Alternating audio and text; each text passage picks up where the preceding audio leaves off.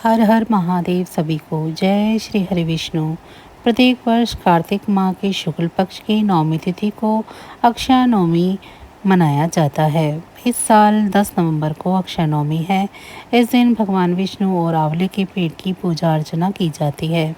आंवले के पौधे के पूजन के बाद वृक्ष के नीचे बैठकर भोजन करने से विष्णु जी और भगवान शिव का आशीर्वाद मिलता है। इस दिन आंवले के पेड़ की परिक्रमा भी की जाती है। कहा जाता है कि इससे साधक की सभी मनचाही इच्छा पूरी होती है।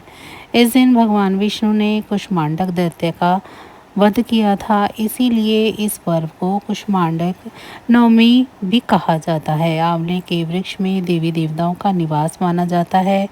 अक्षय नवमी के दिन दान पुण्य के कार्य भी अति शुभ फलदायी माने गए हैं। इस दिन प्रातःकाल स्नान आदि से निर्वृत्त होकर घी का दीपक जलाकर आंवले के वृक्ष के नीचे व्रत का संकल्प लेना चाहिए। भगवान गणपति की आराधना के बाद अपने इष्ट देव की आराधना करनी चाहिए। इसके बाद श्री हरि विष्णु माता लक्ष्मी का ध्यान करना चाहिए। इसके बाद आंवले की जड़ को शुद्ध जल से स्नान कराने के बाद दूध अर्पित करना चाहिए। इसके बाद अक्षत पुष्प चंदन से पूजा अर्चना कर और पेड़ के चारों ओर कच्चा धागा बांधकर कपूर बाती या शुद्ध घी की बाती से आरती करते हुए 7 बार परिक्रमा करनी चाहिए तथा इसकी कथा सुननी चाहिए। भगवान विष्णु का ध्यान एवं पूजन करना चाहिए। श्री हरि विष्णु तथा माता लक्ष्मी की भी विशेष पूजन अर्चन करना चाहिए, अर्थात षोडोपचार पूजन करना चाहिए। ओम नमो भगवते वासुदेवाय नमः इस मंत्र का यथाशक्ति जाप करना चाहिए। पूजन अर्चन के बाद बड़े ही श्रद्धा भाव के साथ खीर पूड़ी सब्जी और मिष्ठान आदि का भोग लगाया जाता है। अक्षय नवमी के दिन पितरों की आत्मा की शांति के लिए अन्न वस्त्र तथा कंबल आदि दान करने चाहिए। ऐसी मान्यता है कि इस दिन किए गए दान का पुण्य फल का अनंत फल प्राप्त होता है। आंवले के वृक्ष के नीचे पितरों का तर्पण भी किया जाना श्रेष्ठ एवं सफलदायक होता है। इस दिन आंवले के वृक्ष की पूजा कर 108 बार परिक्रमा करने से समस्त मनोकामनाएं पूरी होती हैं।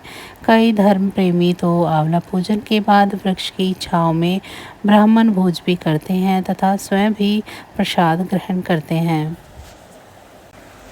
कार्तिक माह के शुक्ल पक्ष की नवमी के दिन आंवला नवमी मनाई जाती है।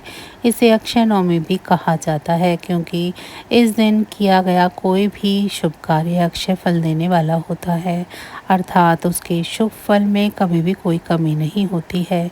हमारे आयुर्वेद में आंवला को आयु और आरोग्यवर्धक कहा गया है। इस दिन आंवला के वृक्ष की पूजा करके उसके नीचे बैठकर भोजन करने का बड़ा महत्व होता है। माना गया है कि इससे वर्ष आयु आरोग्य बना रहता है। इस दिन आंवला के फल का सेवन किया जाता है। आइए जानते हैं आंवला नवमी से जुड़ी बातें, इसका महत्व और इस दिन किए जाने वाले उपायों के बारे में। आंवला नवमी का महत्व। आंवला नवमी का महत्व इसी बात से समझा जा सकता है कि क्योंकि इसी दिन द्वापर युग का प्रारंभ हुआ था, जिसमें स्वयं भगवान श्री कृष्ण ने जन्म लिया था। आंवला नवमी के दिन ही भगवान श्री कृष्ण ने वृंदावन गोकुल की गलियां छोड़कर मथुरा प्रस्थान किया था। संतान और पारिवारिक सुखों की प्राप्ति के लिए यह व्रत रखा जाता है। इस दिन उन्होंने अपनी बाल लीलाओं का त्याग करके कर्तव्य के पथ पर पहला कदम रखा था। इसी दिन से वृंदावन की परिक्रमा भी प्रारंभ होती है। आंवला नवमी का व्रत संतान और पारिवारिक सुखों की प्राप्ति के लिए किया जाता है। यह व्रत पति पत्नी साथ में रखें तो इसका दुगना फल प्राप्त होता है। आंवला नवमी के दिन स्नान आदि करके किसी आंवला वृक्ष के समीप जाएं, उसके आसपास की सफाई करके आंवले वृक्ष की अच्छे से पूजा करें। एक कथा के अनुसार एक बार जगत गुरु आदि शंकराचार्य भिक्षा मांगने कुटिया के सामने रुके। वहाँ एक बूढ़ी औरत रहती थी जो अत्यंत गरीबी और दयनीय स्थिति में थी। शंकराचार्य की आवाज़ सुनकर वह बूढ़ी औरत बाहर आई। उसके हाथ में एक सूखा आंवला था। वह बोली, महात्मन, मेरे पास इस सूखे आंवले के सिवाय कुछ भी नहीं है जो आपको भिक्षा में दे सकूं।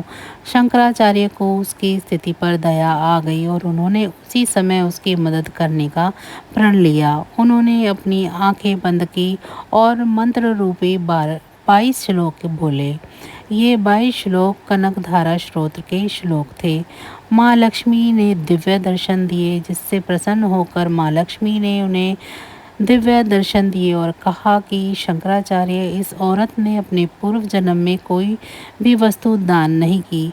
यह अत्यंत कंजूस थी और मजबूरीवश कभी किसी को कुछ देना न पड़ जाए तो यह बुरे मन से दान करती थी। इसीलिए इस जन्म में इसकी यह हालत हुई है। यह अपने कर्मों का फल भोग रही है, इसीलिए मैं इसकी कोई सहायता नहीं कर सकती। शंकराचार्य ने देवी लक्ष्मी की बात सुनकर कहा, हे महालक्ष्मी, इसने पूर्व जन्म में अवश्य दान धर्म नहीं किए होंगे, लेकिन इस जन्म में इसने पूर्ण श्रद्धा से मुझे यह सूखा आंवला भेंट किया है। इसके घर में कुछ नहीं होते हुए भी इसने मुझे यह सौंप दिया। इस समय इसके पास यही सबसे बड़ी पूंजी है। क्या इतना भेंट करना पर्याप्त नहीं है? शंकराचार्य की इस बात से देवी लक्ष्मी प्रसन्न हुई और उसी समय उन्होंने उसकी कुटिया में स्वर्ण के आंवले की वर्षा कर दी। तो बस आज की जानकारी इतनी ही थी। फिर मिलेंगे हम आपको ऐसी ही किसी अन्य जानकारी के साथ अगली वीडियो में। तब तक अगर आपको मेरी ये जानकारी अच्छी लगी है तो वीडियो को लाइक करें।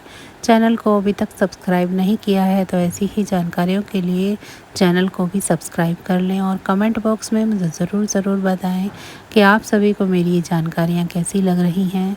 इसी के साथ भगवान भोलेनाथ की कृपा दृष्टि आप सभी पर सदैव बनी रहे। आप सभी का बहुत बहुत धन्यवाद। जय श्री हरि विष्णु।